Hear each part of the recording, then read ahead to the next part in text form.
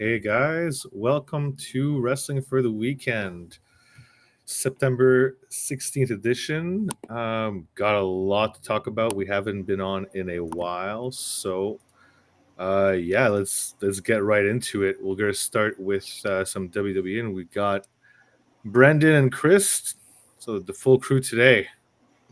So Yeah, what's up? It's good to be back. yeah, it's great to Yeah. be back. I haven't seen you guys in a while now, so yeah, it's I was over at in England for one of those weeks, and we had some technical Mhm. issues. So we've got a lot to catch up on, and just a lot to catch up on just this week. It's been a pretty Oh, yeah. crazy week again in wrestling. And it was Just almost a lighter week, I feel like, content-wise, like amount of shows, no yeah, big pay-per-views or anything. But what happened on the TV, and well, actually, what even happened off screen? Yeah. off screen. I mean, yeah, we got a merger to talk about. Like, that's pretty huge, just to start, and then people losing their jobs, but then other people maybe gaining some jobs. So yeah, there's a lot to talk about. So we'll start with WWE. I figured we'd start with the merger first because that kind of leads into the rest of the things that happen throughout the week. So I believe it was Tuesday or Wednesday that the merger was official. Wednesday, Tuesday. Tuesday, Yeah, I Because don't remember Raw this was like like stock was exchange. the I think it last was day. Tuesday. Tuesday. Yeah. Okay, Yeah. yeah. I think it was like the big Tuesday news, and Wednesday was like really light because there wasn't even like any like last-minute dynamite stuff. No, that's right. Yeah, it was. Wednesday until Well, yeah, those were the news on Tuesday was that yeah, so Endeavor and WWE merged, and now they're one big company called TKO, and Mhm. yeah, so we there was a lot of speculation on what that would mean. I guess where would there be cuts as far as the talent goes. I think it was always like a for sure thing. There was going to be cuts at the office, and we saw that later in the They week, basically said that like right off the months bat. ago when they first announced Yeah, it. You because know, Yeah, like I you feel have as a bad as merger, it that is, always I don't. happens. Yeah, the only thing that was crazy to me was how many and how quickly after. I feel like up until yesterday, like they were up front. You guys had to be prepping. They had to know it was happening. I feel like that was okay that they were at least saying it, even though they should have known whether they said it or not. But God, it was like over 100 people. I guess yeah, too. I may not really understand. Like I don't know how many office employees WB actually employs to know like how much that was yeah. of the Yeah. WB chunk. But that just sounds like so many. I mean, I A had whole seen fucking day. 800, but I'd that hate to seems be that small. HR department having to make all this calls like that day. Not for even like moral reason, just like God, just Yeah, spending all that's a day lot of calling. That's a calls. yeah, that's a depressing day, and that's the unfortunate part of corporate big business, I One guess. Is thing too that's crazy to me, and I'm not shocked necessarily, but I didn't think it would be this one-sided. Was I thought some Endeavor people would go too, and they would keep some of these W. Like I thought it'd be. This doesn't seem like more that much of a merger. It's an acquisition. They're just Yeah. taking over WWE. Yes, they're calling it a merger instead of Endeavor buying WWE because technically that's true, but that's not. That's only for tax reasons. But like, Yeah. and Endeavor owns 51%, correct? Yeah, Yeah, yeah. So it is technically an acquisition in that sense. yeah, but yeah, it definitely is. Yeah. It's So just they kept enough WWE itself, now, and they did, but do we know for a fact there was no Endeavor people let go, or was it just not reported on wrestling media? okay, so it definitely wasn't reported, but also there was nothing sent out to Endeavor employees like it was Okay. WWE employees Okay. about to get There you go. selected. Okay. So I would kind of assume, probably wasn't any. Now But that doesn't like I mean would have expected maybe they could have cut one of the marketing people in Endeavor and kept a W, like just because that was a WWE cut I or saw. travel or shit like that they're pretty good Yeah, at. Yeah. but I mean, it does make sense too. Like those are Endeavor people. If they like them, they want to keep them. Maybe if they were looking for an excuse, they could have dropped someone and kept a WWE person. Right. But Yeah. if they're happy Yeah. with their job, it makes sense. I did see one of the people that got cut from WWE. Maybe it was the dude that left voluntarily, like earlier, but I think it was one of the people that got cut yesterday. I remember when he was hired. I didn't until I read his name again because it was controversial because he got like fired from like The Fox or guy? ESPN. Yeah. Yeah, for like sexual assault, like allegations and stuff. Damn. So yeah, maybe not all the cuts were bad. It's No, I don't think AEW will be running to hire that one. Probably not. No. He's a big Kong guy too, though, so that one was a little bit more noteworthy too, as far as Yeah. things. So the marketing. There's a few marketing people that were high level marketing people that were let go that I think AEW or some places like AEW. I'm not going to just say AEW because I mean there's a lot of wrestling promotions out there and there's a lot of other jobs out there. But Well, technically, yeah. I think as far as wrestling goes, those people, I don't think they'd go anywhere if not AEW because they'd make more money taking a non-wrestling job. You'd imagine, you know. yeah, for sure. But yeah, it just depends. I mean, maybe some, sure, maybe they just like the industry. Yeah, you never really honestly, know. doing those jobs in wrestling sounds like the worst part of being in the wrestling industry. It does, yeah. But yeah, so that was the big news of Tuesday.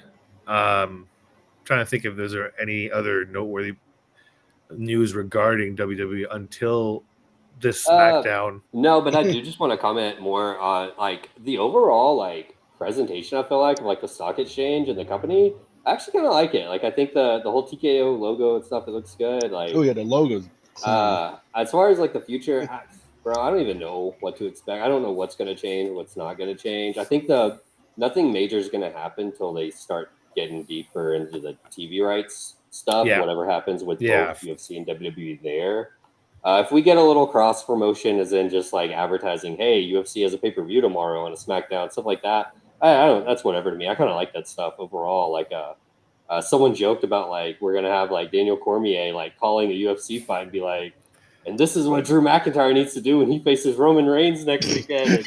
I mean, I don't hate it. I don't hate how that. he does that though. That's the funny part because he's such a big wrestling fan. A big anyway. mark, yeah. So he does that stuff kind of off, probably more than Dana White wants him to already. He probably gets yelled at in the headset every time he does it. But yeah, stuff like that I kind of like. And like Meltzer was talking a lot about it, about trying to basically like trying to ease some of the fears people had, like mostly just like talent getting gutted, that kind of stuff. He's like, that didn't happen when they bought UFC. They cut a lot of guys like Chuck Liddell, you know, guys that were told like you'd have a job for life, but they didn't really do anything, you know, that kind of stuff. So maybe some of the Legends contracts that don't bring in a lot of money, like merch wise or whatever, I could maybe they would be done. Like Dana Warrior. It's a good honestly, it's a kind of a good. Yeah, that didn't surprise me at all for that exact reason, to be honest. Because I do think they tried a bunch of different positions for her as like to get actual value for her as an employee. I don't really think they worked out, but they kept her on, you know, as respect, I guess, more than anything. And she's gone, so yeah. Yep, that doesn't surprise me. She was even on creative for a time, I believe. Wait, she was? Yeah, she was, but I don't know if it lasted. I don't think it lasted long, but no. Yeah. I remember people shit on it like real quick. And it's always funny to me because I'm like, bro, no one understands what like anyone actually does creatively. I feel like everyone's always giving credit to people, and then those people come back like in interviews. The Daniel Bryan one's always the funny one. They were like, look how good SmackDown was when Daniel Bryan started help writing, and he was like, quote him, he's like, I didn't do any of that. He's like, all I did was write my stuff with Drew Gulak. Damn. Yeah, so there was like some rumors going around that there was going to be a talent cut, but not. It was pretty much to like emphasize it wasn't going to be on Friday, anyways. Yeah. I can definitely see it down the line. Like, I think NXT is kind of due for there because I don't think that that philosophy has changed. Other than they're maybe not as strict as they acted like they were at first. About if you're not improving, you know, quickly enough, you're going to be gone. You know, even if you haven't been there too long. So I think they're kind of due maybe for. It's. They've been bringing up a lot of people that haven't even started yet, so I can see them cutting a few people that they don't see going anywhere. They're about to do a women's breakout tournament too. That's more Tuesday news, I guess. Which I think that's going to be a lot of new faces. I don't think it's going to be a lot that have already been on the TV outside of maybe a couple. So that could be interesting. You know, maybe if they don't perform, that I think they use tournaments stuff like that sometimes as like this is your shot. Like you don't perform here, where you're on the bubble.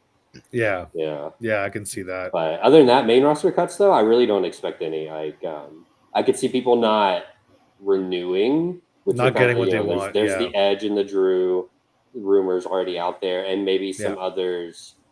Because I actually, from what I've seen so far, I know Vince is still there, and I guess it wouldn't even be a Triple H thing; it'd be a Nick Khan thing anyway.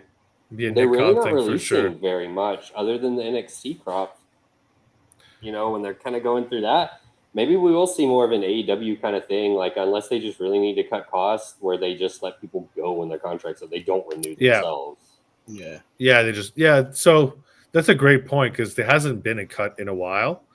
Not in the traditional sense that they used to do, at least. That's for sure. No, definitely no like days of multiple, and I can't even think of any like singles like in a while. No, me neither. So it'll be interesting to see how they do it because this made it sound like it was going to be straight up cuts.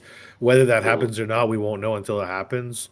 I could see a few people on the main roster as well. I'm not gonna like go through people like I want or think will get cut because that's kind of rude. But I can still Yeah, see it. Like there's some people that aren't getting used or that are getting used and are probably getting paid a decent amount, but not really getting much out of.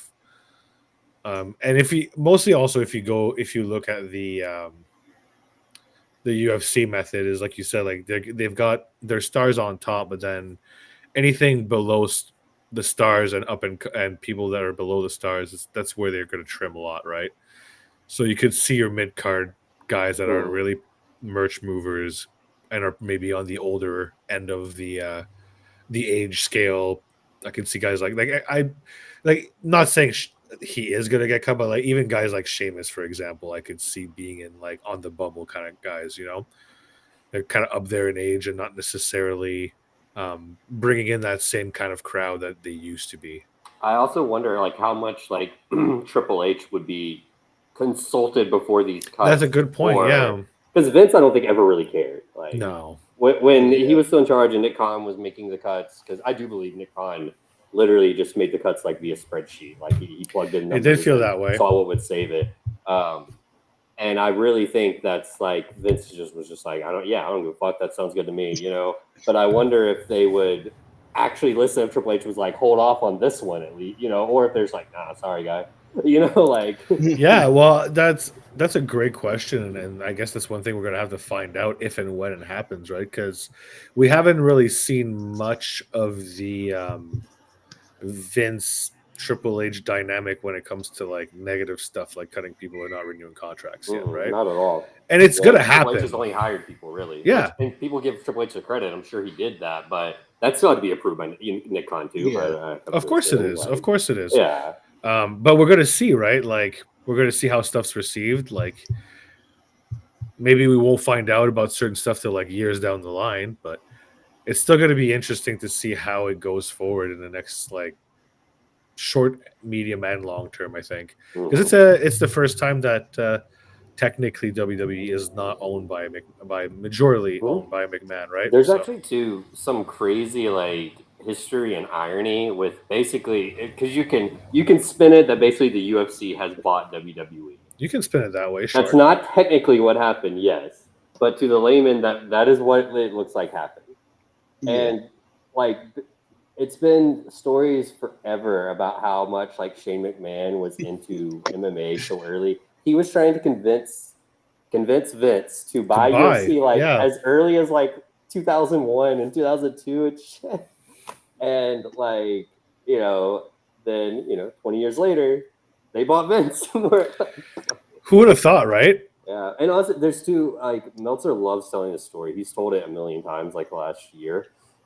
But like when the Ultimate Fighter, which basically saved UFC, I think everyone will agree. Like the company was in trouble, and then the Ultimate Fighter blew up. Their pay-per-view started doing a lot better since. I think they're actually off pay-per-view before the Ultimate Fighter. They weren't allowed, and it got them back on. But yeah, and the Ultimate Fighter debuted after Raw on Spike before Raw left Spike, and Vince had to approve that. Spike was like, "Hey, if this isn't okay, because it's they saw it as kind of competition, MMA and wrestling still." And Vince was like, "Nah, that's fine," And I think Meltzer said like 6 months later, Vince like he would have never done that if he knew what it would have became because he didn't want to help them, but but he did in his own way. He did. Yeah, it's like it all comes full circle. Yeah, it's funny how history works like that sometimes. But that's that doesn't surprise me that Meltzer loves that story because that's definitely one of his like factoids that he would definitely love. Yeah, like he Yeah, told it so many times since that merger thing came out. but it's crazy to see where UFC went, like even from when I started watching it, like it was getting popular, but it wasn't really like it was bringing in good pay-per-view numbers, but that's it. It wasn't really like bringing in like huge TV numbers and They didn't have the huge media sponsorships deals. either. Like, No, yeah, that's right. This was like before even the I like mean, the they Reebok obviously had deal. sponsorships. You had all the shit on the mat and everything, but you Yeah, know they yeah. weren't the quality of sponsors they have Well, now. yeah, you had like the condom depots on people's butts and stuff like that, right? Like, Yeah. those the good old days. Um, Yeah, but you're right. Like the sponsorships were like night and And day. that's true with WWE too. They Yeah, really absolutely. mirrored each other with how very corporate and just giant global conglomerates both companies became. Yeah, and you can see the difference in It's the, basically like they cross that threshold, like where you get so big that you just blow up essentially. Like once you hit that, and then it's just like nonstop. You're just that big, and you know, it Yeah. kind of feels like you always will be, and that's how both of them feel now. yeah. No, I think agree with the that. TV rights. I think that did it too. I think you're right there. Like UFC with Fox and then ESPN. The ESPN one especially, but the Fox one is what really helped. And now WWE just with all the money. Well, also for Fox actually, and you know, obviously USA gives a lot of money too. But Yeah, and they've been putting up good numbers, so it's yeah, it's the sponsorship thing is interesting for sure because like you can see the difference between like AEW and WWE. Like this, it's a pretty big gap there still as well. AEW's is mostly still just Warner sponsorships. You know, it's like the corporate stuff Yeah, mostly. They're helping out and like there. betting and stuff, and that's like DraftKings. still betting Fucking exactly. MLW. Oh yeah, DraftKings. Which WWE does that too. That's Sure. kind of a thing. So does UFC actually. God, they run the same fucking commercials with an annoying song on all the the AEW ones I tolerate a little bit because they throw Daddy Magic in there. The UFC they've actually started doing that with like UFC and I think WWE too. They'll have random people in them, which makes them a little better. But what I was gonna say, just too funny because you mentioned betting. MLW now is actually sponsored by Bet Online, which is like the main betting site like I go to get like wrestling odds when I'm curious about those and stuff and props for just random stuff. But it's so funny to me because they got that sponsorship when they weren't even running live shows yet. They did a few months later, but they didn't even have to announce it that they were. So I was like, you're Betting sponsored on by a company that you cannot even feature your matches on because they're not they won't live. air for months. Yeah, They were betting on but them. now they are on there, so it's all now good. they are on there. That's good. That's Yeah. good. And I don't know if they would be if they weren't actually sponsored by them, like because they'll have Impact odds most of the time, so maybe they have New Japan odds. Even they That's cool. Actually, I'm surprised they have Yeah. those. They have all the AEW. They have AEW props and WWE props. You know, stuff like will so and so still be champion at the end of the year? You know, for like MJF and Roman, stuff like that. And they do, and they'll do Impact and New. They had a big G1 stuff for like each block. You could bet on the favorite and winner. It's actually a cool site for betting odds, basically. Right on. I can't believe they sponsor MLW. Of all the companies. Of all the companies, I guess that's one though. With the way they present themselves as like a more of a sporting company in presentation. True. so. There's two more things we need to talk about. I guess we'll move on to the big one because can't really skirt around it anymore. So there was some rumors early in the day on Friday because Pat McAfee and The Rock were on, I guess, Pat McAfee's show, his podcast. I guess he was doing live. Yeah, he was doing like a live one, I think, in Colorado for college game day today. Well, today, yeah, tomorrow on that day. Yeah. And they were saying that like Pat McAfee and The Rock might be on SmackDown tonight. And seemed odd, and most people I saw online were like, "Nah." I thought Pat was gonna be there. Yeah.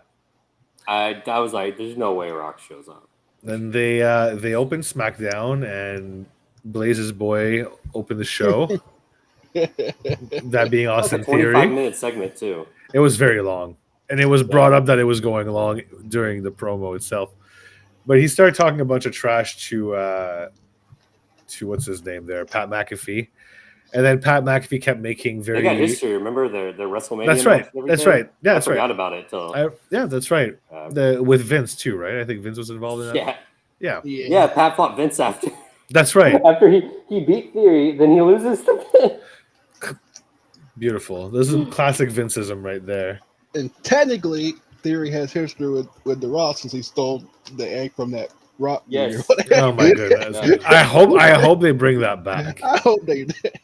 But yeah, so he talked about, and then Pat was making some very, very obvious like Rock references, and then Rock just came out, and the place went crazy. And I mean, what else is there to say? They had a long segment. I'll ask you guys this first. How did you feel Austin Theory fared? I was actually pretty impressed. You can go first, Blaze, if you want, but yeah, I was impressed. Like that, because I even as a defender, sometimes I'm like some of the things he says, I'm like, and does, I'm like, like the whole flipping cross thing. Sometimes whenever he's in there with, I don't think it's like nervous because of the spot he's in, the crowd, anything like that. I think it's nervous trying to hit the cues and the script basically to make sure he does it right. Yeah, just because I just kind of got that during his promos with Cena sometimes, and a lot of the stuff with Vince, especially when he was on screen with him, was like that. But this did not feel like that. He was going back and forth with The Rock actually, and I feel like he held his own with Rock better than like a lot of other people who I think are good promos did, because Rock just kills everyone sometimes. It's true, but like it wasn't that bad. Cena wrecked him way worse than Rock did. I was gonna say I felt like Rock like did his thing, but I still felt like he gave him a lot, right? He gave him a lot of room to do and say, like, he let him interrupt him with his own line. Oh, that was awesome. And that showed that Rock was willing to give some stuff, which I think sometimes Cena is a little bit more selfish. He's like, you better take it from me or I'm just going to ruin your day. But we'll talk about Cena later, because I thought that Waller did like really good against Cena too. I think Waller was amazing, in fact. Mm-hmm. But he's knocked out of the park like literally everything he's done. Yeah. The only time I was ever on him was during that weird like start of NXT 2.0 when they debuted him on 2.0 as a babyface, even though he had been a heel. Why? Why did they do 205 Live? It was still 205 at the time, and he was a great heel in that show. Like, I loved him, and I was talking up how awesome he was at being a heel, and then they debuted him as a babyface. That's and it bizarre. only lasted like 2 months, because then they did a double turn with him and LA Knight. That actually, I almost think that's what started the real LA Knight like renaissance, because I don't even know if the crowd would have ever reacted to him as big as they did after the Brave feud like they did if they didn't already kind of come around to him as a face here. Right. That was just done so well. But yeah, why would this dude be a babyface? Yeah. Nothing about him screams babyface to me right now. Like, maybe once he's over as a heel for a while, like in the sense that MJF did. He could maybe be one in Australia. Sure, but right now, like, he's like a piece of trash. Like, he's so annoying. Like, why would you put this guy? And he's really good at it too, and he like has a really punchable face. Like, he's got all the attributes of a good heel. So that's wild. But yeah, like back to The Rock. Like, I'm assuming neither of you like expect, like Blaze, you were saying before we started that like you hadn't even looked at the dirt sheets. You had absolutely no idea. Yeah, I was like, I was playing. I can't even imagine. And just sitting there, he said the people were showing us, and I was like, wait, and then the Rock's here, like, holy shit, what? The pop too. We got to talk about how loud that pop actually was for so long too. I saw like one tweet. I can't remember. It was just from like one of those usual wrestling Twitter guys that always pops up. But it was like something like, we hear a lot of big pops in wrestling, like nowadays, especially from people that seem like very big stars. Yeah. And then The Rock shows up and you realize like how much louder it actually could be. Well, yeah, because I mean, like, you can't really compare anybody to like a guy like him or Austin, right? They're like, you can't compare it, especially to a surprise Rock appearance. Like, the opportunity just that will never happen. Like, you don't get those moments like as surprises usually for reasons, for ratings and ticket sales and all that stuff. Like, you can get good surprise moments, but they're not going to be just appearances like that usually by big name people you don't expect there. And But especially yeah, since the that's news broke like a insane. little before the show, most people there probably didn't even know about it. Most people Yeah, wouldn't that's though. true. Yeah, Like unless you follow Especially the dirt WWE sheets. crowds with what, like 10,000 people at that show. Yeah, I feel yeah. like a lot of they don't follow dirt sheets. I'd wager maybe 25%. Like keep up, Yeah, maybe more, just because Twitter in general kind of pushes the stuff. I feel like that's if you true. interact with wrestling stuff, it's Wrestling gonna start Twitter. throwing you Yeah, Fightful, and and everyone uses Twitter. So I could see maybe that like is making even the IWC aspect stuff even more of a thing with mainstream event, even if they only watch WWE. Because I even hear, like, I get stuff. My dad, like, well, no, that's a terrible example. He used to always follow dirt sheets anyway. He would seek them out, but he doesn't anymore. But they pop up on his Twitter though, so he'll ask me about stuff. Like, oh man. But yeah, yeah, so Blaze, you were obviously shocked. Chris, I think you said you didn't really. When did you like? You got it on your. You said you got Twitter's notifications. yeah, probably maybe like as of the segment was still going on. I think I was seeing some stuff about like his actual, return music hitting and stuff. I didn't actually watch it this morning though, but I watched a couple of clips. No, I watched it last night before I went to bed. I finished SmackDown this morning. Yeah, But I watched his entrance clip like right then though. It was insane. And then I got on the site real quick to see the live chat to see everyone's reaction. it was pretty awesome. Yeah. I knew, like, I was like, well, I'm glad I tuned in. I never tune into the shows live usually, especially Everyone not. was just like, what the fuck? But like, I don't know. Like, I had once I saw the rumors, I was like, I can't take the chance of missing it because like Yeah. 10-year-old me is like, I don't know, it's The Rock though. What if I miss The Rock? I don't want to miss The Rock. Always, it's so funny because like, so I'm younger than you guys, but Rock was obviously still a big deal with me because I started watching wrestling so young anyway, and he was The Rock. But like, so like by 2002, he pretty much done as a full time guy Yeah. after 2002, and so I have memories of watching 2002 like that are more vivid than even though I watched it earlier. But my first like real vivid ones are like 2002, and it's Rock, big deal, and then he would still make his like 2, maybe 3 appearances for the next few years. So it was like every time he showed up, it was always such a big deal, and then he just stopped. It's like For a while. God. And now it's like, I think this was the first time since 2019, because then he did do his return, came back, and then he'd make his appearances. He'd do his two a year or so, just about. But then it's like this is the first since 2019. Like that's so long, actually. Crazy. I guess the pandemic was a big part of it. For sure. It's crazy to me. I joked about it. They had that entire 25-year celebration of The Rock that won Survivor Series, and he didn't even do a pre-tape. I remember that. Yeah. That's like a couple of years ago, or 2-3 years ago, right? It was 2021. I actually looked it up. Yeah. I thought it was during the pandemic, and I was wrong about that. The fucking shit actually had fans. So it's right after. Yeah. Damn. Crazy. Well, yeah, because I mean, for you guys that are a bit younger, I guess like, are your big memories of The Rock more like the twice in a lifetime stuff with Cena? Yeah, I remember when his original run pretty good. I'd say I remember those better, but before those ever happened, I'd already went back and watched so much classic stuff. And between watching a bunch of old stuff, when I was probably like 11, 12, so I started watching a bunch of older stuff. And then just having DVDs or VHS tapes when I was little of older stuff that I watched a lot as a kid, that some of it was like before my time, some of it was like kind of during, but it just all runs together, because I watched it as a kid. And then also like the video games that I had implanted, I feel like so many false memories of stuff that I feel like I remembered watching, but then I'm like, no, I would have been fucking 2. Because I had older video games.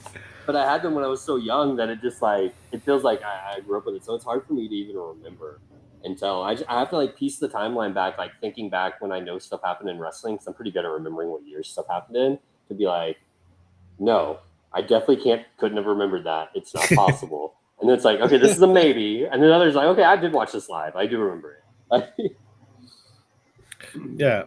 So like, because for me, it was like I was basically watching live like through when he was like getting popular. Like I remember him being in Nation of Domination, for example, like before he fully I have turned. vivid memories of that.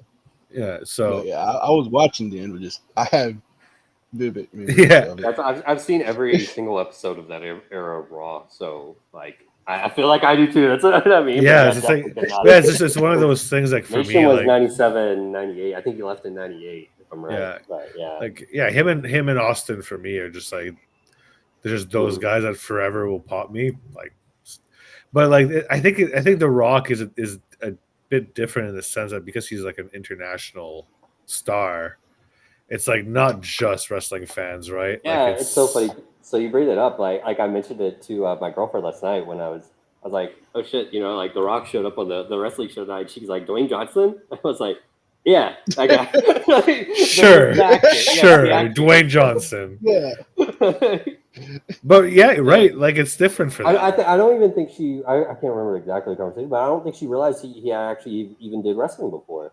And I think we talked about with like John Cena. That's before. crazy. Like, yeah. He also, yeah, I was like, yeah, he did wrestling. I think she knew that one, but I was like, he was like the biggest guy in wrestling. Yeah, like but him and The Rock have really gotten so mainstream that it's kind of crazy.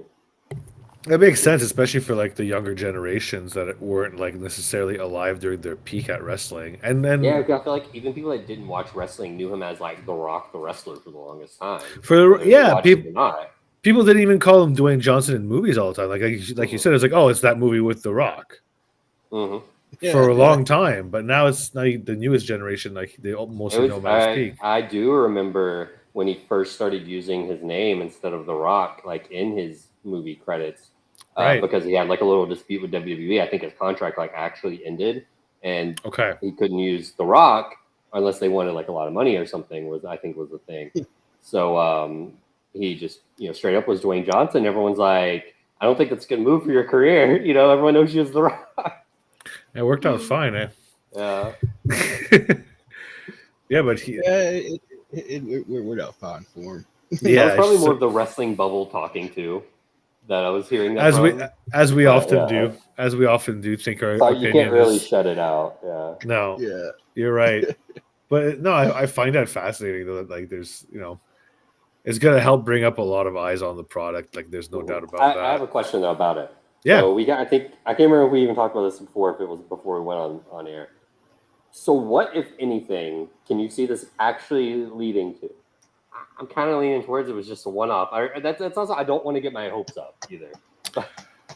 I had an idea last night, but I'm not. I don't know if you saw it in the thing where I'm saying we're gonna get Rock Cena versus Theory in Waller. Oh my god, that'd be amazing. And Saudi, right? It could be. I don't think Rock Cena can be on the same team. They need a full-time partner. They do that. They could do a 6-man of some sort. That's actually not bad. Okay, well, throw Cody in there, baby.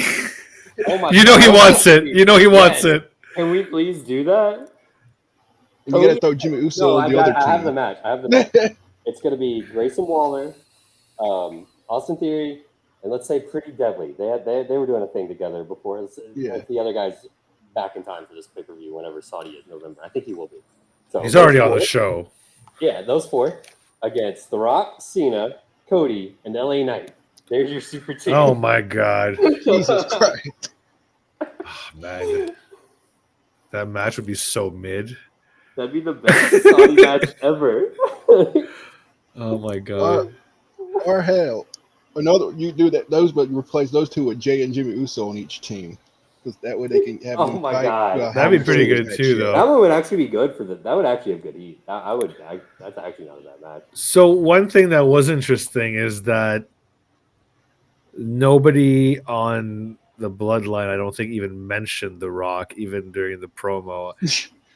Yeah. No, but I don't think they get did. the vibe that they were hardcore teasing it during that one Heyman and Solo segment. Oh yeah. And just kept repeating, that's an order only the tribal chief can give. Like he has to make that order. You can't do it. But they would never say what it was. And like you would call The Rock. That had to be 100% by design. Oh yeah. Man, they could do something like really silly, like The Rock and Jimmy and Solo on one side against like Cena and some other people on the other side, and that would Oh be my pretty god, crazy too. that would be And interesting. then Roman Actually, gets having The mad, Rock help the Bloodline at first, and then like Roman what can get hey, yeah. jealous. What if he acknowledges Roman? What if that's just the whole thing? What if he just straight up turns heel, acknowledges Roman, does a tag match with Roman, and that's I that? mean, that would be Jesus Christ. sick too, right? Against the two brothers to bring them back in line. That would actually be cool too. Yeah. Man. Well, then we know Roman's next match is going to be at Saudi. That's one of the news they announced this Crazy to week. me. I really didn't think he would wait that long. I thought there was like He a might be season hurt. premiere SmackDown or some nonsense that he would. I'm surprised he wasn't there something tonight for, but after the big I think merger. it's just because it was this last minute. I really think this was very last minute. Yeah, and they probably wanted to do a big splash after the merger too, right? Because they weren't going to do that on NXT. That's a good point. Yeah. And technically NXT, you could say, had a pretty big splash too. They did. It was planned, but it was. Yeah. I mean, they did huge ratings for that show. I think that's one thing like Nick Khan is probably really good at is like planning out like stuff like to make the optics look so much better than they are. Like even just touting the stats he does. I feel like he always picks like the right ones that make everything sound so much more impressive than it even is. Not to say it's not impressive, but he just makes it even more. Like he's so good at that PR shit. And I mean, they gave people The Rock on the same day they fired 100 people, and nobody's talking about it now. Exactly. Half of those 100 people were probably marking out. Yeah, so I mean, like that sounds cold, but I mean, it's a fact that they did that, and I mean, it kind of works, right? And I think you're right that that's a Nick Khan thing. He's really good at playing that kind of game, like getting that good PR, even when they do stuff that's kind of like not so He's great. a PR machine. No, can we have to talk about this though? Because I'm still not over it. Like I posted it on the website. No one freaked out about it as much as you guys should. When stupid ass Bill Simmons on the ring from the Ringer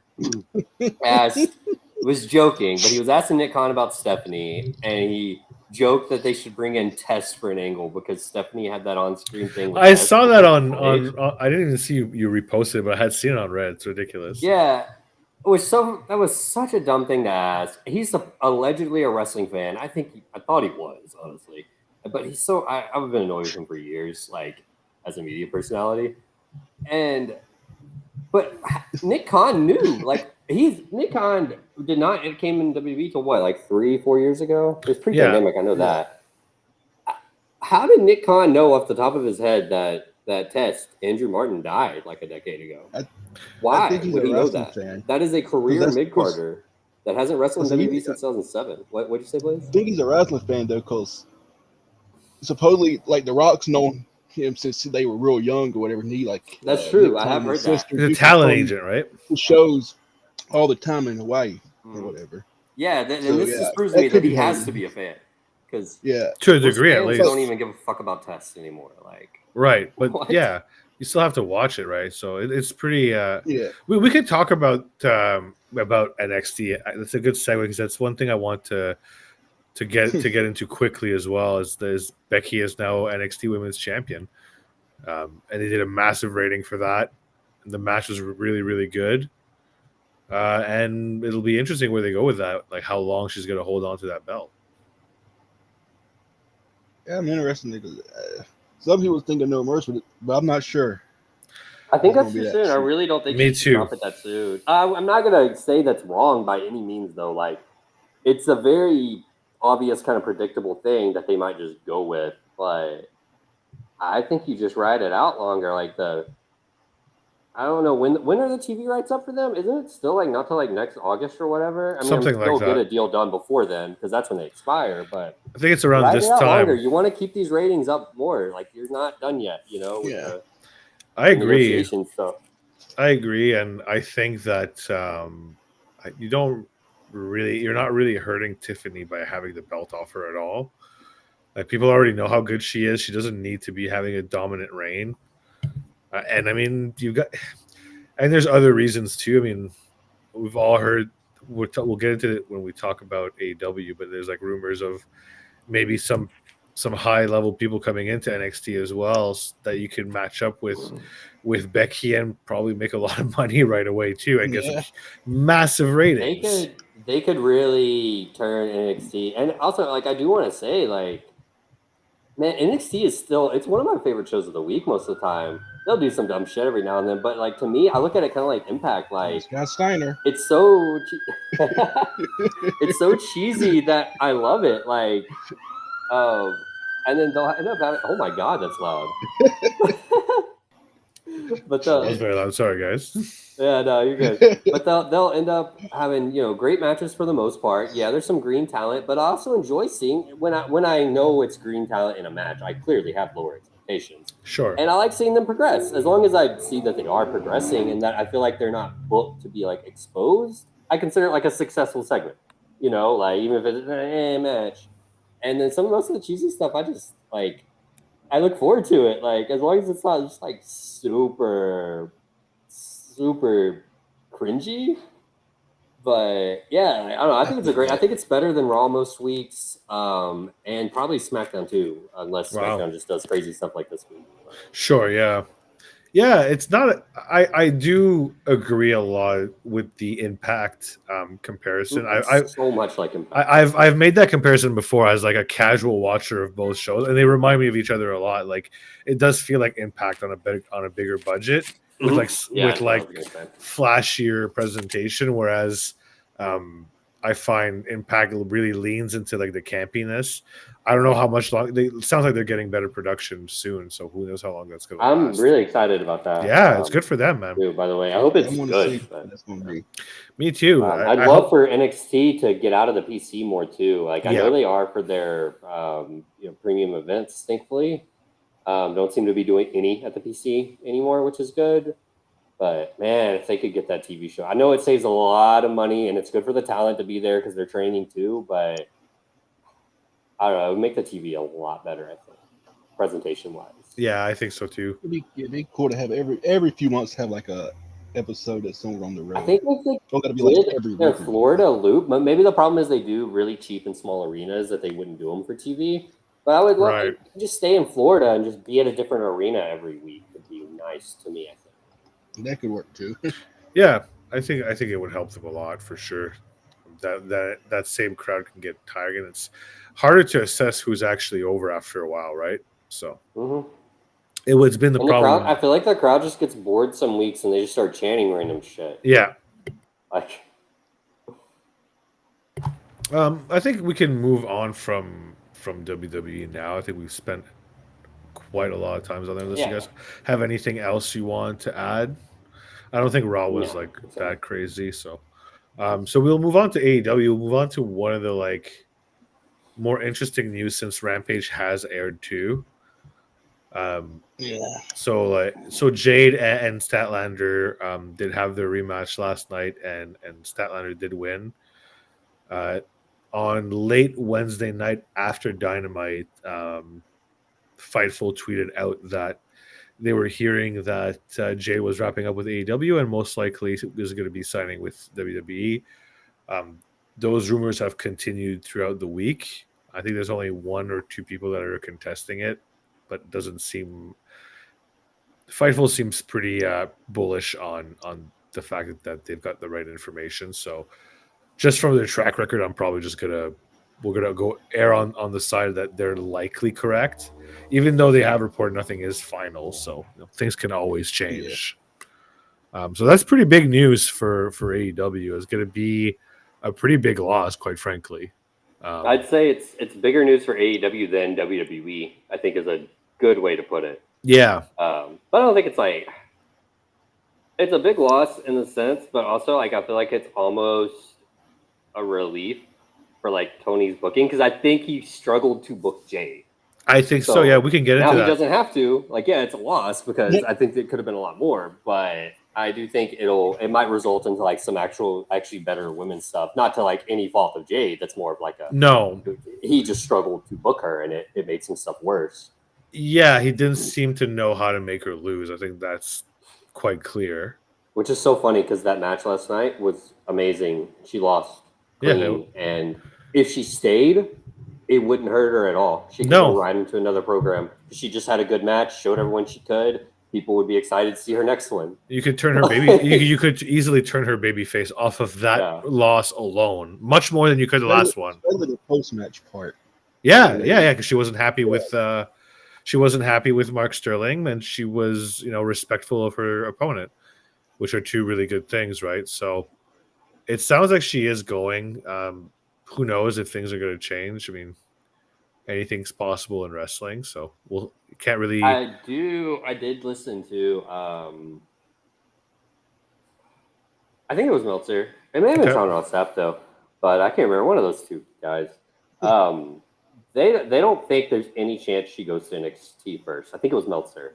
Really? Just because they don't think WWE. I think it's kind of what I posted the other day. What my theory was. I think that's what Meltzer's believing too. Is that she just didn't accept what AEW was offering. She can now listen to WWE's once her contract expires because legally you can't before. So WWE would still have to beat the offer. It's not that she just doesn't want to be in AEW. She just didn't want. She thinks she can get more money, basically, or that just wasn't enough. And so WWE would still have to offer what I assume is probably big money, because I can't imagine Tony just crazy lowballed her. They just didn't agree. But, which happens. So, he doesn't think that they would offer her the money they would need to, whatever that may be, and have her on NXT. He said, I think he did say maybe a real short term kind of thing, but he just doesn't think they would justify it, because he thinks it would have to be way more than the Dragon Lee thing, which he thought was hard for them to justify even for him to do a year or whatever of NXT, because they paid him a lot more than an NXT contract. Right. Okay. So, that's the context he's using. Okay. Interesting. Makes some sense. Yeah, I mean, if he's basically saying that WWE is quote unquote going to overpay for Jade Cargill. Maybe that depends. I don't know if that's what he's saying. I guess on how you value Jade. That's true. Well, I do think they can. Yeah, I don't know what would be considered overpaying. I'd outbid AEW to get her whatever AEW thing was. If it's just pure money, I would be okay, yeah, we'll pay you more, and hopefully she accepts that. If she still wants more, then I guess then you have to make a decision. Yeah, because I mean, I will say that I do think that that WWE probably is better at squeezing the star power out of her, for lack of a better way of saying it, just because they have more resources to do so. Oh, one more thing too, and media. I would want to fact check this because it's another thing that Meltzer said when I was listening this morning, but I've not heard it before, and it seems like it should be news if it's true, but it's he just remembered off the top of his head. So it could be wrong. It would need to be fact checked because he didn't before he said it. But he said she signed with Endeavor as under their talent agency already. It has been. Oh. So that's interesting. He's that could be part of the story. Actually, I'm that actually sounds like it would be a big part of the story. Bit of a conflict of interest there. Yeah. That's problematic. Well, then there's there's also the Cody issue, right? Yeah, she's good friends with Cody because of the Nightmare Factory Atlanta thing too. I mean, I think that's mostly their relationship, right? Yep. Yeah. But at the same time, you can't really say it's unfair because I mean, in the same sense as Cody's obviously talking to people he wants to bring in, you can't tell me that Edge. Oh, Adam Cole. The main one too, though. That one's one that's already happened. He's talking to the Bucks. Of course, and Adam, and Adam Copeland is talking to freaking FTR. They're neighbors and hang out, and Christian obviously. So you can't stop that stuff. The contract tampering stuff for all sports is such a gray area to me because I don't think you can realistically limit the athletes, the wrestlers, whatever, from talking to people they are legitimately friends with. Yeah, how do you do that? They're gonna talk business. You can't. I don't think it's realistic to try and police it. You just have to stop executives talking real numbers. That's right. Throwing actual ballparks of numbers out there. But that's so much different than just calling up a guy and be bro, I love it here. I really wish you would come work for this company because it's fun. That is Yeah. not contract tampering. Yeah, I'd be like, You're oh, begging like, them to come to a company, but that's not business. That's like friends, like that's so much different to me. and I mean, like, we're gonna talk about like, I'm sure that Jade Cargill sees like The Rock show up on Friday and is like, that's pretty sweet. I could maybe work with him, you know. Yeah. And I do think that WWE is in a better position to like maximize her star power, like I said earlier. And that's not a slight against AEW. It's just a fact as to where both companies are right now. It just And there's is. also so many more eyes on WWE. Like, if she wanted to do movies and TVs and stuff, Yeah, they would be more controlling, probably. of So that course. would be a bit of a negative, but you get opportunities you may not have before too. Like, it'd probably be better, basically, like if she stayed in AEW and kind of just got her own opportunity, that would be like hers. AEW wouldn't really be controlling. That'd be great, but she might never get anything, So Yeah, Yeah. AEW is I not don't going to know if she help her wants get to do more. that either. Yeah, and I'm not sure she wants. I don't know if she really wants to be like a wrestler for the next 20 years either, right? I don't think she does. No, I would be shocked. Honestly, I think she has money already. She's rich as hell. Yeah, like this, it's all hobbies for her. Whatever she does. Yeah, Whether so she's wrestling, whether she tries to act, whether she does her softball team. yeah, she's there's living that life. too. She's just doing whatever hobby she wants to do. Yeah, exactly. I can't blame you. You got them. Like, hell, I wish I could be able to That kind of do freedom, some right? shit like that. So, Yeah, so I don't blame her. I mean, I saw some people kind of spinning the narrative that or either spinning the narrative or like kind of mocking AEW for pushing her as hard as they did. I think that's kind of sour grapes or disingenuous, personally at least, just because like you have to push the stars you got. You can't just like not do things because you think somebody might leave for I green agree. pastures. I've always said, you've said that, I've seen too before about like Max. Like, oh, if he's just gonna leave, why give it? Because you want to squeeze as much out of him before he leaves. If that's the case, So you can Like, make money, man. You can make money. it's not gonna Like, hurt AEW if they build MJF into a bigger star and then he goes to WB as a bigger star and does money for WWE. That doesn't hurt AEW. No, What hurts because AEW is him leaving in the first place. sure, But you want to maximize it before. but exactly, and long term, does it? Short term, sure, it hurts when stuff like this happens, but you have to think also. You can always come back, and it also sets a precedent that like other younger, hungrier talent are going to be like, hey, if I go to AEW, I can become a star, and then I can go to WWE. That's not a bad thing. Yeah. It's not a bad thing. It's not the goal Tony wants, but while he's in the position he has, and I think he's smart enough to know to utilize that position the way he is, and then it's gonna take WWE's business going down again. I think, like the product wise, for him to catch up because they're so far ahead. If it's ever even a possibility, because they're so far ahead business wise. They are, but he's the best. There's been no number 2 since obviously WCW, but not since like 1999 WCW. Like those last 2 years were not it. And honestly, like mostly 1999 was when they dropped off really hard. Yeah. 98 was one of their best years ever, and by the end of 99, they were more of a distant number 2 than AEW is now, I think, personally. Sure. Maybe not as much compared because WB wasn't as big. But AEW is more successful now, basically, than WCW at the end of 99. Yeah, I get what you're saying. It is. Yeah. So, like, it's just all about perspective and being realistic. Like, AEW is not going to be like the juggernaut WWE is, especially with this merger on top of that.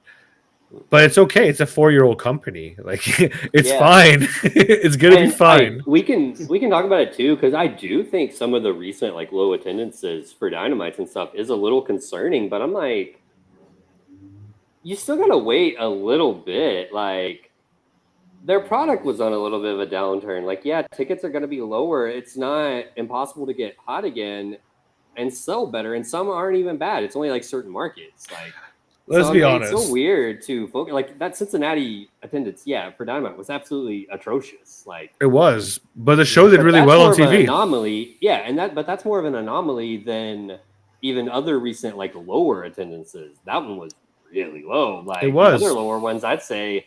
I mean, this just feels kind of normal for the market right now. I don't know. So it's kind of weird. I heard. It's also, but it's because WWE is doing so good, is why it's being brought up. Yeah, well, of course Attendance wise, it is. It's the comparison is lopsided, but it's to me it reminds me a lot of when even people like myself at the time, and Meltzer was really bad for it.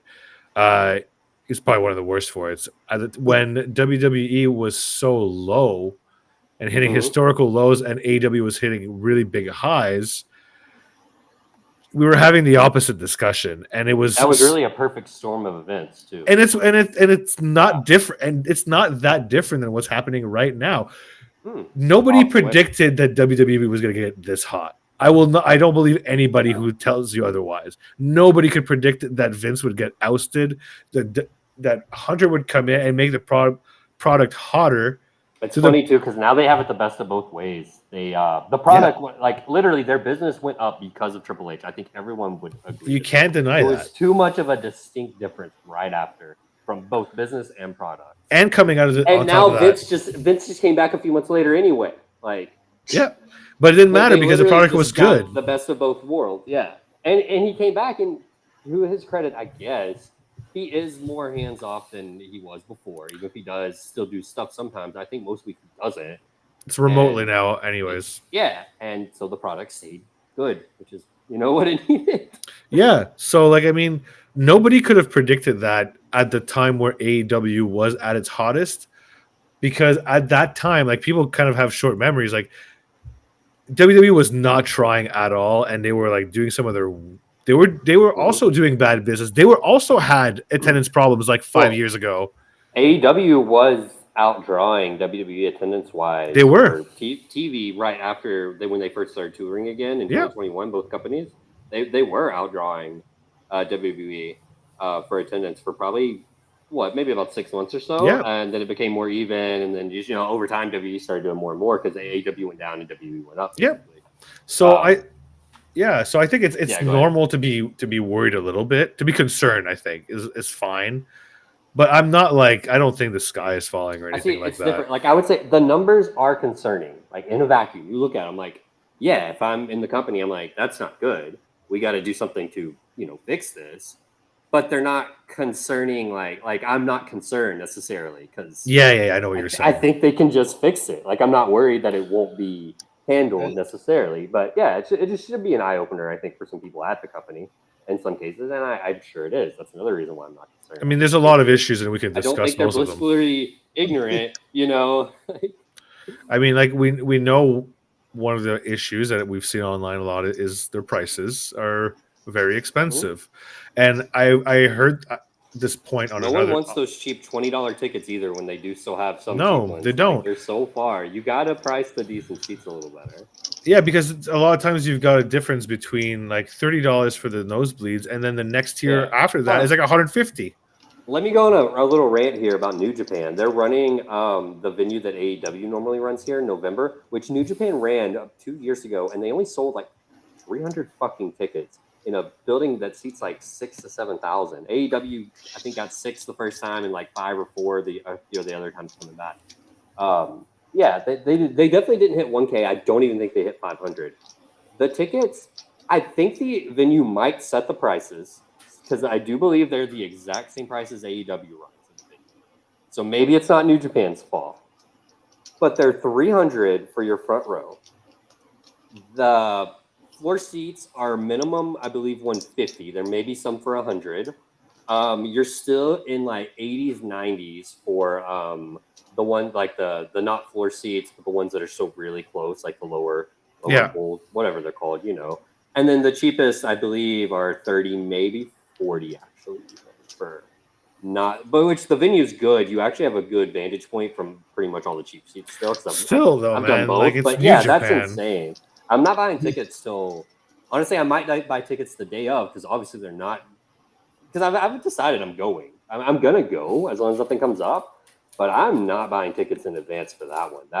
I'm gonna see if they drop it. I can find some resells maybe. You might be better off buying day ofs, honestly. Or just buy day of their cheap ones and walk in. They'll run on sale. There's no one there, so I can sit anywhere. Yeah, so I think ticket prices are an issue with AEW. Like even Like I can use an example for me. Like we bought when we went to Collision and Forbidden Door 2, we bought advanced tickets for Collision, and they were the same price almost as the same as like the same rows for Forbidden Door, which is already crazy. And then the worst part is they didn't sell enough of them, and they brought the tickets down in prices, like closer to the date. So right now you're at a point where there's no point in buying AEW tickets early unless it's a pay-per-view, because there's going to be some left. Ring of Honor is the same way. Like I bought those Final Battle tickets the day before the event, and I got first row for $200 less than what they started at. Damn. It was on a resale, but still, like it's ridiculous. Like I want to buy in advance. I want to make sure I get good seats, but not like this. Like and I will for like Revolver. I'm going to that Revolver show in a month. EC bought my tickets, and we got front row. We didn't think anything of it. They were like $65. And I got $5 off because I went to the last show. So that's actually a really good price. I think it was $5 for each ticket too. I didn't realize that. That's awesome. Yeah. And one point I heard on another show, and I thought it was a fair one, is that they don't think that AEW's brand recognition is strong enough to just sell tickets to the point of selling out places like it used to when it was at its hottest without big matches. And I think that might be true. Oh, I've kind of heard the same argument. Because there was a time when if you were a wrestling fan that heard of AEW, which I think pretty much all wrestling fans do, like you have to just watch WWE and not even know about anything else.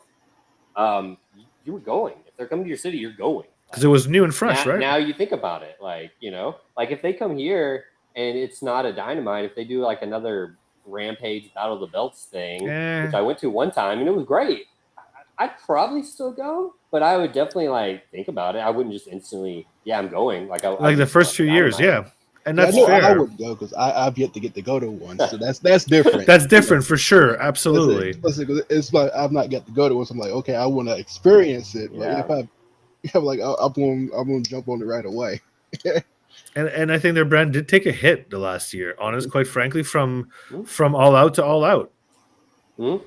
And for whatever you want to blame for that, they never fully recovered both off and on screen. I feel like from the I'd say on screen more from like the original Punk injury before any of the real drama, just because that threw out so many booking plans. It did. Then that just got worse when he got injured the second time in the fight. And they I feel like he never got back on track how he wanted booking wise. I agree, Tony. You mean right? I mean, there's Tony. There was still really good stuff, some even long term, some really weird short term, and some really weird long term stuff that just didn't make sense. And that never went anywhere. And I think that's what hurt. And then between that and just the off screen controversy, just the brand itself just feels a little tainted almost right now. Like they gotta clean themselves back up more or less. Got to build that goodwill up. Very possible, but. I think they will. I think it's very possible. Yeah. Again, I'm not concerned because I don't think it's really a problem. I think it's just realistic that, yes, this is what happened. And I think now they really have an opportunity to use how hot WWE keeps getting, and even stuff like The Rock. I think you can use that and be like, hey, we gotta step our game up. Motivation. I do think they did a really good job with All Out. That was amazing. I've been very happy with pretty much everyking since Punk got fired. I guess is the parameter I'd have to use. Sure, we can use it as a. Even the couple weeks before then, I just feel like they started getting pretty hot again, going in towards All In. All In, yeah. But there was a tone shift, obviously, when Punk got fired. That's kind of easy to pinpoint, and it's every show, Rampage, Collision, it doesn't matter. Just I felt. Even Ring of Honor, they just feel better in some ways. And I don't want to, it's not because there's no Punk. No. That would be silly. But I do feel like it's the shift is better. Yeah. Like Tony is focused a little bit better. And I think it's showing. It's something you can do more with less sometimes when you are focused and you try your best, essentially. Yeah, and he's gonna have to do a lot of that because, I think Blaze said it best a few moments ago. He said you got to build some of that goodwill back, and I think that's true. I think they took some stuff for granted for a little bit. I think they take some of the fans just showing up for granted, and that's one of the problems Yeah. why they're having attendance issues. And I'm not saying that they're like mailing it in as far as like booking goes, but I do think they can do some stuff better. And I think that they're No, as far as effort, definitely not. It's just like some of the business stuff. Yeah, I feel like they're not. Tony, I feel like Tony's not looking at his analytics like he used to yep, I think for that's some of true. these business decisions because he used to do some pretty like ballsy stuff that ended up with working. I guess there Yep. were some other failures in the past. I wouldn't call them failures, but like everyone always says, he should have went bigger for some of his debuts, and obviously, no one really says it was a failure. But that original Double or Nothing, the pre-sales were ridiculous. They could have went a way higher venue for their very first show, which would have been cool, obviously. But it's like no one really blames him for that because they're like, why the fuck was it, such a high demand? No one Yeah. expected it. Like It's like now they're running maybe venues that like made sense back then, but now they're maybe running a bit too big venues. And I do think that maybe running some smaller stuff, and I'm going to steal this point from what I've heard other places because I think it's a good one too. It's like maybe running smaller, more like unique kind of stuff, like they used to. Love that. I would love that personally as a fan watching. As far as like the empty venue conversation, where they're only half the crowd's filled.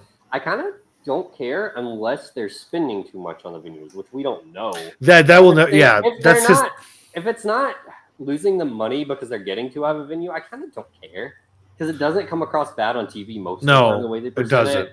It just looks bad when you look at like the WrestleTix reports, but you don't have to look at that. If it would save money to do smaller venues, like yes, obviously do that. You're not selling, don't waste money. But I don't know if they actually are. So that's kind of my thought. Well, it's the whole thing that it's the whole supply and demand thing too, right? So if you're running smaller venues and it's getting louder and more over, and then maybe tickets are a bit more scarce, then it kind of makes the product seem like it's hotter, right? And it makes it seem like it makes it seem more special again. And I think maybe that's a bit what's missing too. It's like and I think you're right that unfortunately WWE being hot is hurts it because it hurts the mystique, right? They should do more gimmick shows like Nitro used to. Do one at the Mall of America, like that indie. That's exactly what the people mention, and I think that would be really good. Do another like maybe not Sturgeon, but do like another like motorcycle show would be hilarious. Oh, I would love another cruise show too. That would the Jericho cruise. Those shows are fun. Oh man, one of the best tag team title defenses on that show. Mm-hmm. I still one day. It's got to happen. Cody has to come back because I want my plan of him to challenge for the world title and get away with it on a cruise because it's international waters. The stipulation doesn't hold up. That would be amazing. That is how he has to get out of the stip. That's the best, only way for him to do it. He can even say babyface if he doesn't like that. Yeah, man. The only challenge. Technicalities and loopholes, baby. So we can fuck it up and actually do it whenever they are not in technical international waters, though. They're actually in a jurisdiction of a country. Yeah, then maybe that could be part of the angle too. Yeah. Before we move on, though, we'll move on, but I just saw an interesting quote, though. Like, I was scrolling through Twitter from Jon Moxley, so we can stay on AEW. But it's just one, I don't even know where the full interview is from, so I'm not sure what the context is at all. But it's the last time that Jon Moxley said he had a conversation with Vince McMahon. And I don't know context for reading the quote. It had to be well after he went to AEW. So not like when he was in, after he left WWE or anything. It had to be well after, because he said the last conversation I had with Vince McMahon, he straight up told me we took you for granted. Damn. That sounds like something Vince would do when somebody gets over when they leave. Cody said some similar things, I think. So it's in different words. Too, though, is he trying to pull Moxley back? Because I don't think that would maybe anyway. Or is it just like, I don't know. Vince is so weird sometimes. I can never tell when he's actually being political or just doing a weird Vince thing. Maybe he really did I don't know. I feel like he almost could just be giving props like, yeah, you became a star. Like, good job. I don't know why we couldn't do that.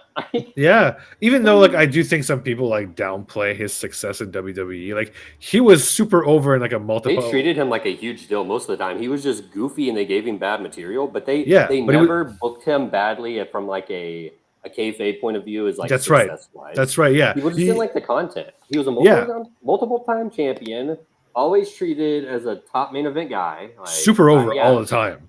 Like, I never got that narrative either. I was actually just thinking about that the other day for some reason. I don't even remember why. Yeah, he wasn't treated badly. He like you said, like he didn't like the material, and the material was lame. But like you said, he was still booked like he was booked like they a also big gave deal. him a send off that they really don't give anyone. If Edge leaves, he would be like one of the only other ones they've ever given a send off like that for too. But even Moxley's, they ran a completely separate pay-per-view just to give him a send off on the last day of his contract. Well, technically it was to squeeze out a little bit more money from the Shield before it was gone. Sure, but still, it can be both. They didn't have to do that. They really could have buried him on the way out, which they did kind of start doing. And maybe someone had the idea like, hey, wait, we can make some more money before you. Speaking of the Shield, I mean, they're dominating pro wrestling right now. I mean, PWI top 3. Yeah, do you want to talk about the PWI 500 real quick? Yeah, we can talk about that. The full 500, or is it only the top 10 out right now? I think the full will be out for that. Yeah, the full list. Okay, I'll let you guys start that. I'll be right back. Hold on. I'll be right back. Yeah. All I've seen is the top 10, and I can't even remember all of that right now. I got a full list from some comic website. I wonder if it's accurate. Let me look at the top 10 at least to see if that matches. It looks like it does. That's interesting. Okay, cool. So it looks like this might be the full list. Where's Wesley at?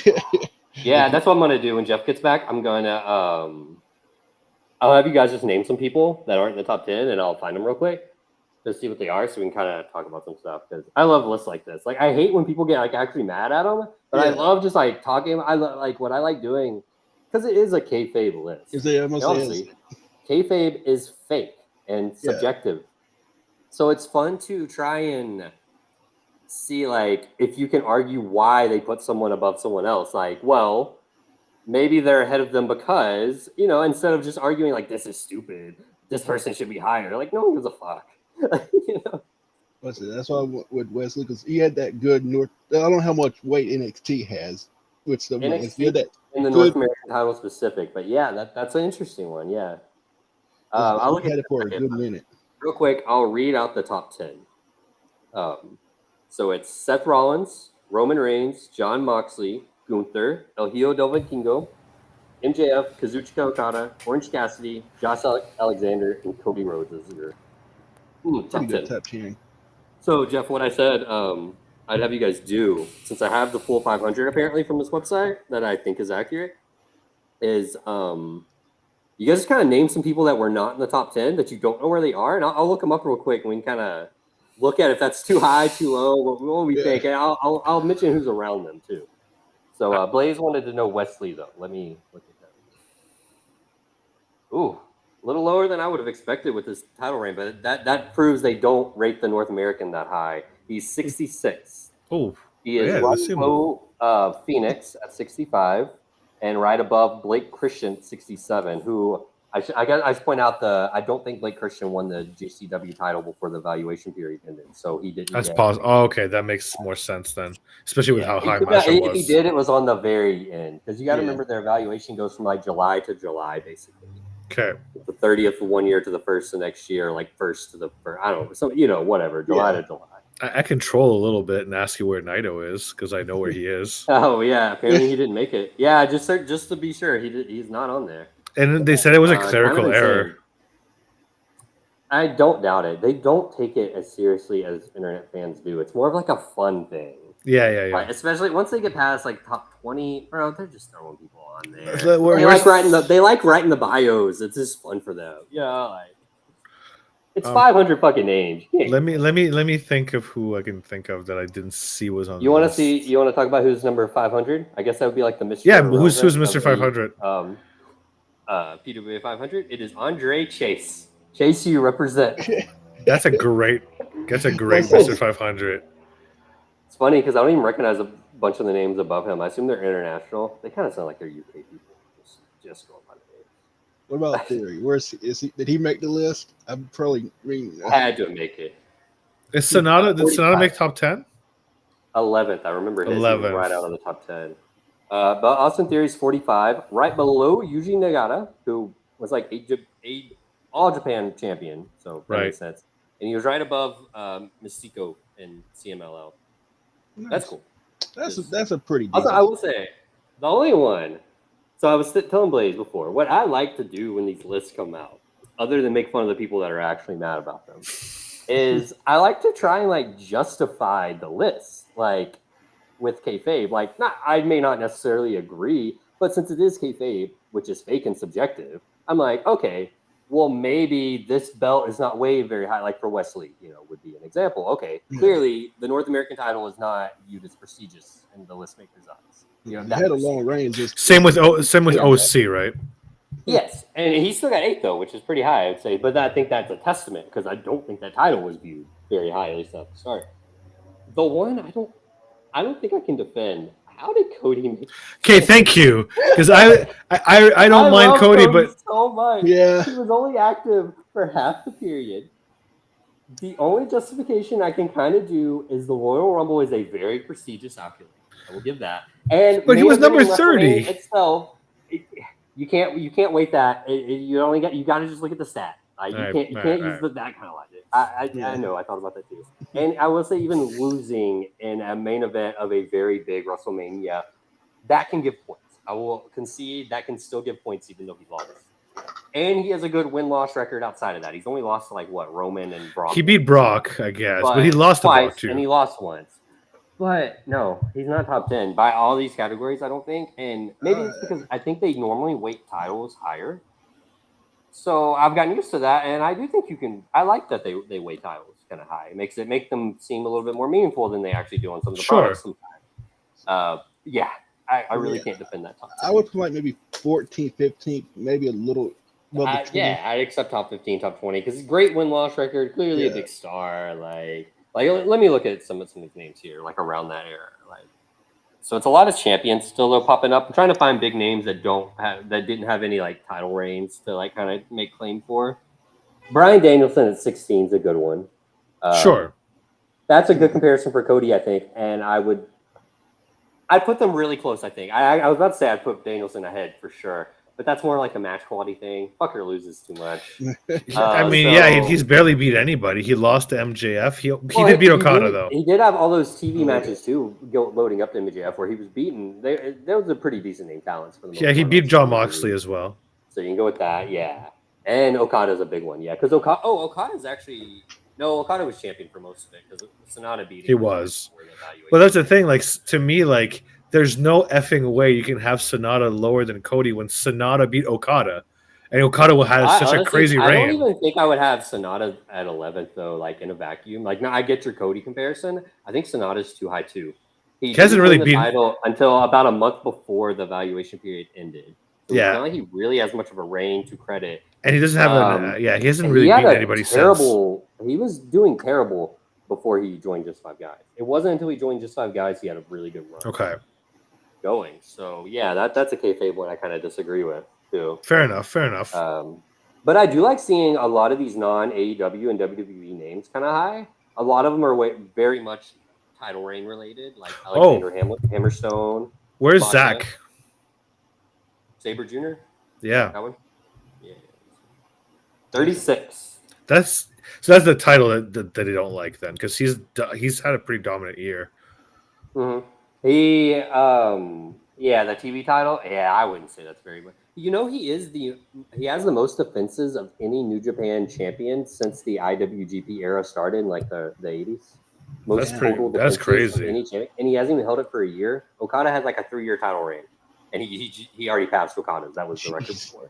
That's like he really is like the Orange Cassidy of New Japan. Yeah, but just for fun, because right above Sabre at 35 is Kano from that's nowhere. I was about to say All Japan. And Braun Breaker is right below him. I love the juxtaposition of people that are right beside each other on these lists. Braun Breaker that low, eh? Interesting. Kayfabe wise, I guess he was NXT champion for most of the evaluation period, though. I feel like they honestly don't even honor their period properly. I feel like it doesn't end when they say it does it July, because I feel like some people don't make sense unless you factor in stuff after. They just like forget stuff or remember stuff however they want, and then just say pretty much. Like you said, they don't take it that seriously. Like as bad as I hate to say it, by the kayfabe PWI 500 rules and logic and the evaluation period, Tyrus should probably be higher than 58. Because He especially probably because should be. Nick Aldis is right above him at 57. He should be above Nick Aldis. Nick Aldis even hold a title this year? Nick Aldis barely did anything. Like, Yeah, that don't after make any he- sense then. because he may have still been NWA champion for a very brief point at the beginning of the period. But then he had like a 6 months of not doing very much in the NWA. Got pulled from the last show he was even supposed to do from them because he talked shit about him. And then he had the brief Impact run. And I mean, he's done indies, but yeah, that's about it. Yeah, he lost a bunch in Oh, I Impact. gotta see where the Miz is when he had that, because he had that legendary losing streak. Oh my god, they have the Miz at 141. That's really high. That's kind of low for the Miz. I think, like, honestly, he's probably higher most years. That's really high by the standards. So Because his record must have been like, he's man. right below Santos Escobar and right above Juice Robinson. Oh, Juice is pissed. Oh my god, yeah. Juice is pissed. To be fair, Juice- Juice doesn't win a lot either, but god. No, he doesn't. Well, we can go back to AEW for briefly just to Yeah. preview Grand Slam and Collision tonight. Yeah. Because I think there's some pretty I think at the very least there's one very interesting match tonight on Collision. I think we need to talk about. Collision has some good stuff. I posted the big mashup graphic this morning, and that like put it in perspective to me. I was like, this looks like a good ass show. Yeah, but I mean, When even you get Ford live to watch with y'all. I'm not gonna be able to watch live either. I will be. I'll be there, but we'll see who else shows up. I'll be watching the races. My dad's actually off Nice, work tonight. nice. But yeah, I mean, the big one is Statlander Britt Baker for the title. And Totally Statlander, yes. on the campus of Penn State. Yeah, The Nittany Lion Den, as Excalibur said on Rampage. I'm not sure if it's actually the official name. I think it is, or the official nickname. So where do you think? What do you think about the matchup, and where do you think it's going? I'll give. I actually think they I might hope he hotshot wins. Britt winning. What'd you say, Blaine? I hope not. I mean, nothing I don't- against him, but I want Statlander to retain. I would like Statlander to continue after her big win on Jade. I think it would be very weird to have her lose right after she gets that big win against Jade. But Yeah, it's Penn State. Britt is there. It feels very sudden, like they have to be doing it for a reason. I don't think it's just for a random match. So I really don't know, but I want Chris to continue. I don't know. It would be kind of nice if Britt and Sheeta had the TBS title in their feud, I would say, if they're going to do a full-on feud between them. So I'll concede that, but I still don't want to happen. Yeah. I mean, I think that it makes a lot of sense for Sheeta to cost Britt the title after Britt's cost her the title twice, or the title and a shot at the title back-to-back matches, because she definitely cost her the title at All In. Yeah. Like she wasn't able to win, and then she screwed her over accidentally during the 4-way as well on Dynamite. So they kind of like she pie faced her and stuff. So I think that's what they're going to do. I hope that's what they're going to do. So I think they really need some feuds that are non-title feuds for the women, so that they can have like more time on TV and more things to do in general. And I think Sheeta Britt is a damn good feud that people definitely want to see. At least I do. I don't know about other people. I definitely want to see it. I definitely don't think Britt should win. I think that would be terrible. Of hotshotting 2 belts in like 3 weeks for the women, I think that'd be a bad look. Just period. Yeah, the optics. The optics are bad. On paper, you don't even look at anything in like context. Yeah, it just looks bad. Unless unless like Statlander actually gets fucked over for heat or something. Like if Britt turns heel and wins the belt, I could maybe be sold on it. And if they continue to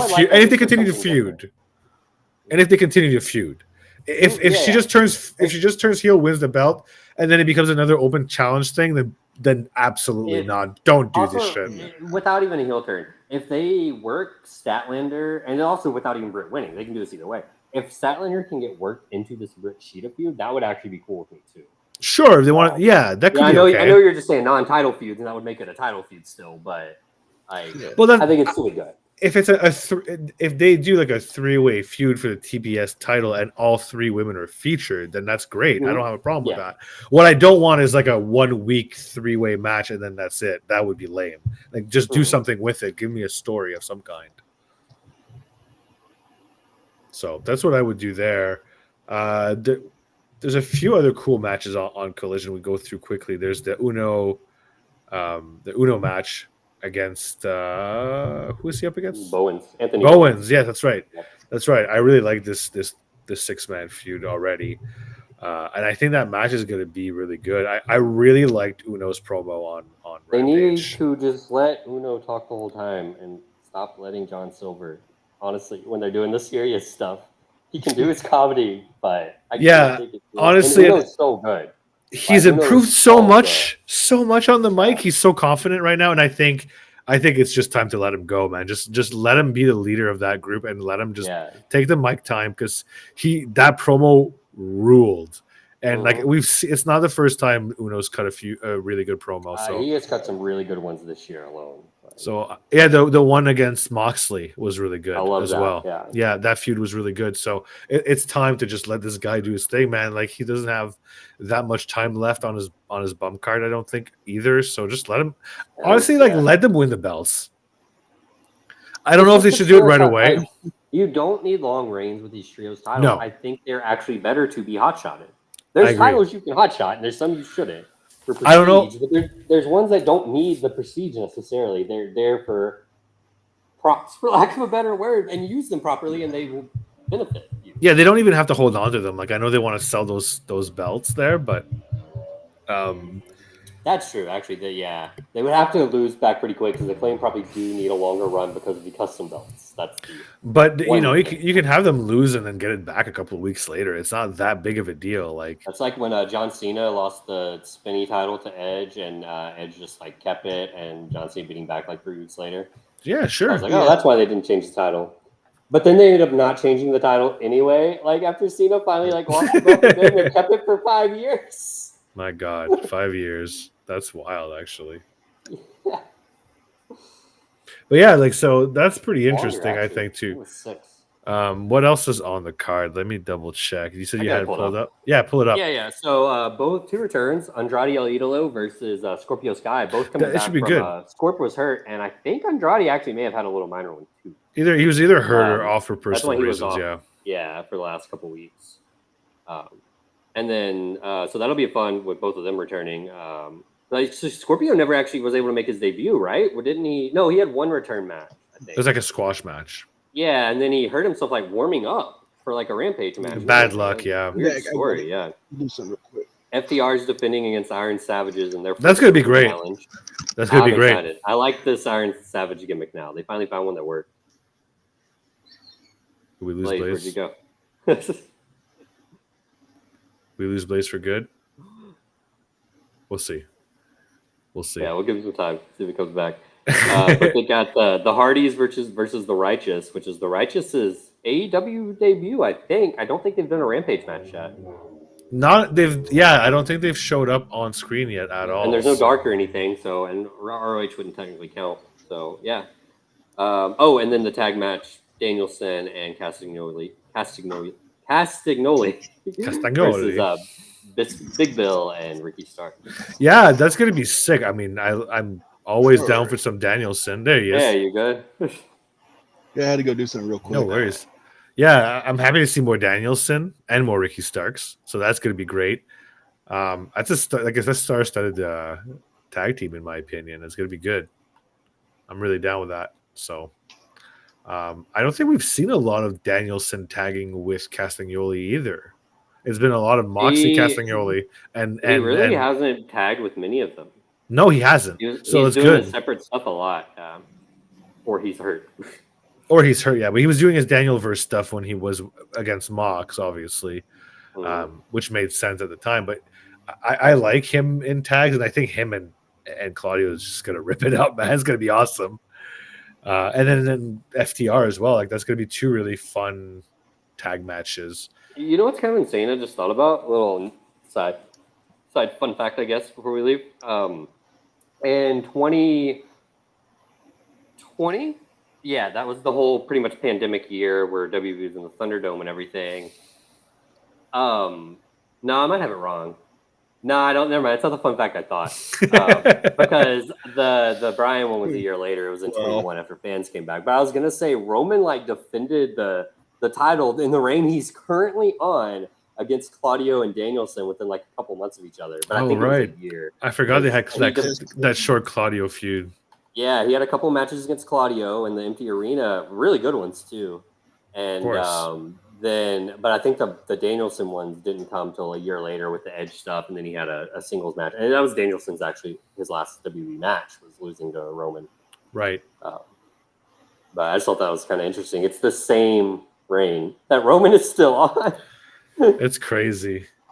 That's crazy. So that's pretty much it for Collision. Then we've got most of this stuff already announced for Grand Slam. I think Grand Slam should be done unless they want to add some segments. I worry if they add too many more matches. They need to push them to Rampage if they do. They will, because they already announced these matches need time. Yeah, because it's going to be a 2-hour Rampage, so they've already started announcing some stuff for it. Oh yeah, so, Blaze, you need to make that thread. By the way, there's a tag team match already on Rampage, and it's 2 hours next week.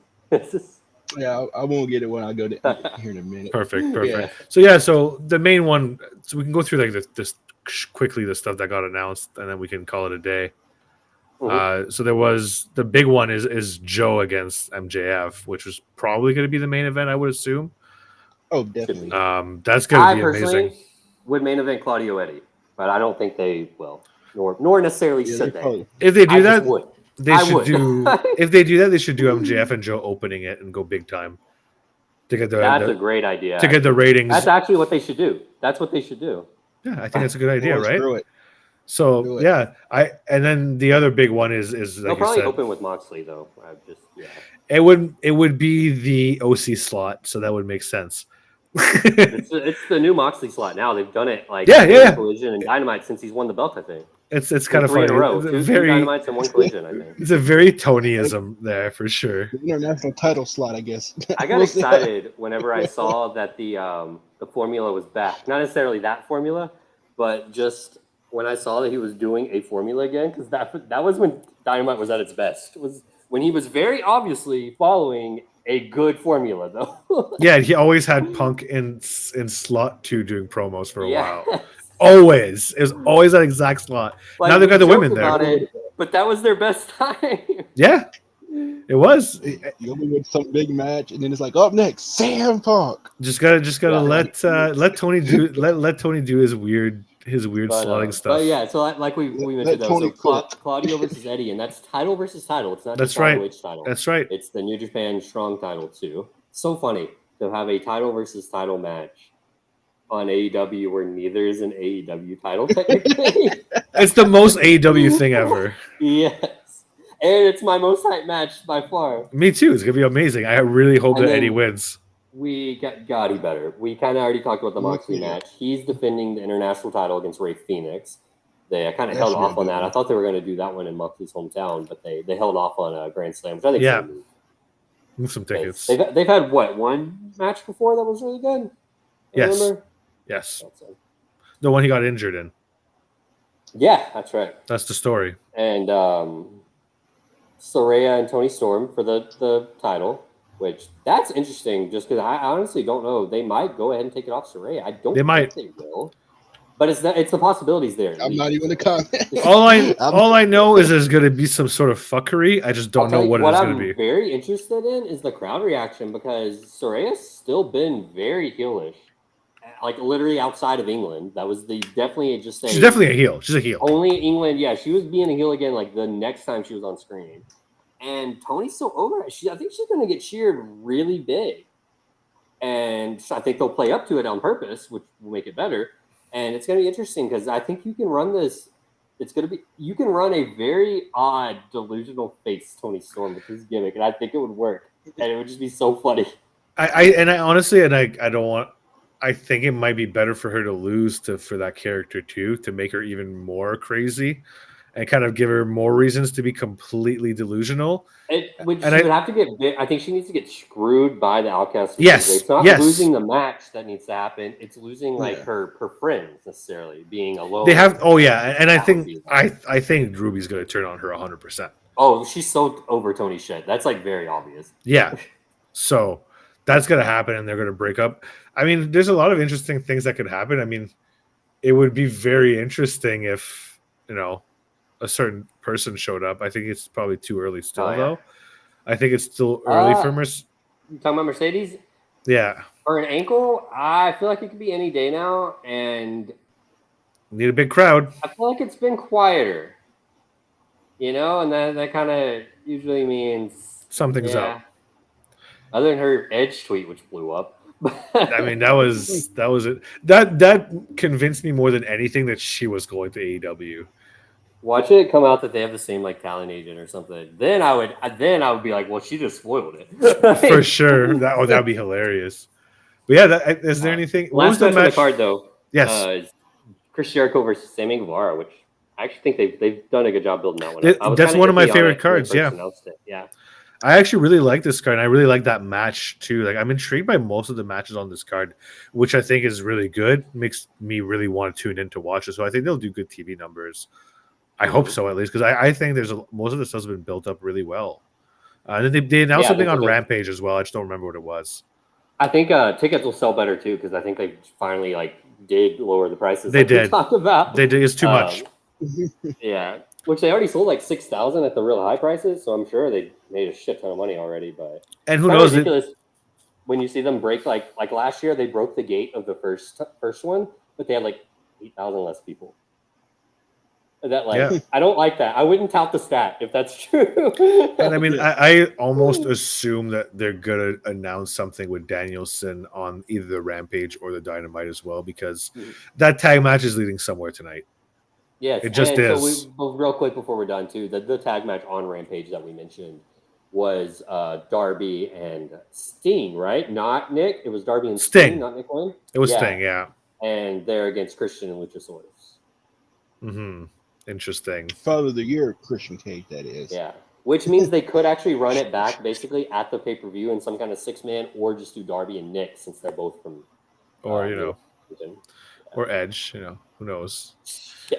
Who knows? We'll see. Yeah, remember Christian did say his usual tag partner.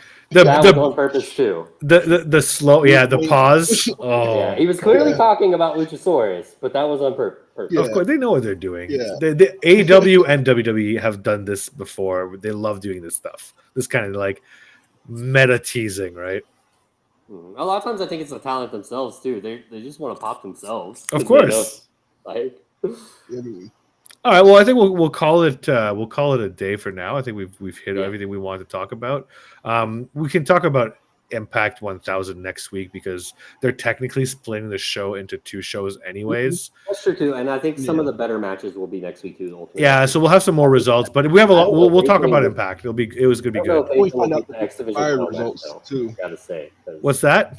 That X Division title match was crazy. It was. Oh man. Yeah. Then we find out Mr. Fired results next. Yeah, I'm actually fucking nervous about that. Yeah, it's gonna be crazy. So we'll catch up on Impact next week and as well as AEW news. So thanks for everybody for tuning in, and we'll catch you soon. All right, see ya. Cheers, guys. See ya.